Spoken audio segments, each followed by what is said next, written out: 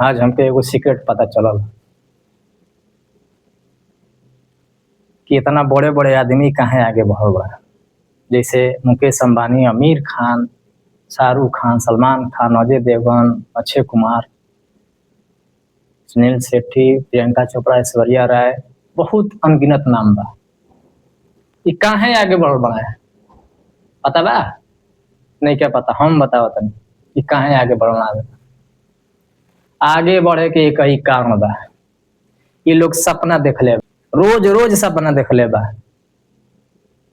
आज हमके पता चलल ह, यही से आज से हम लेट उठब, सपना देखो।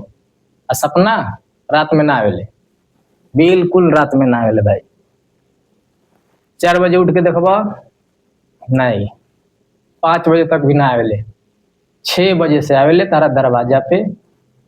6 बजे से तारा दरवाजा पे आई, 7 बजे, 8 बजे, 9 बजे, 10 बजे, लास्ट 10 बजे तक ये तारा सपना में रही।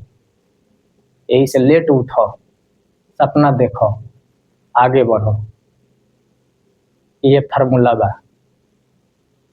सपना देखे के चाहिए, बड़े बड़े सपना देखे के चाहिए। जितने बड़ बड़ सपना देखबो उतने आगे बढ़बो। जे भी लेट उठता ऐसे ही लेट उठो कि वो घर के आदमी कतनो चिल्लाए, मारे पीटे गरियावे, बिल्कुल मत सुनो।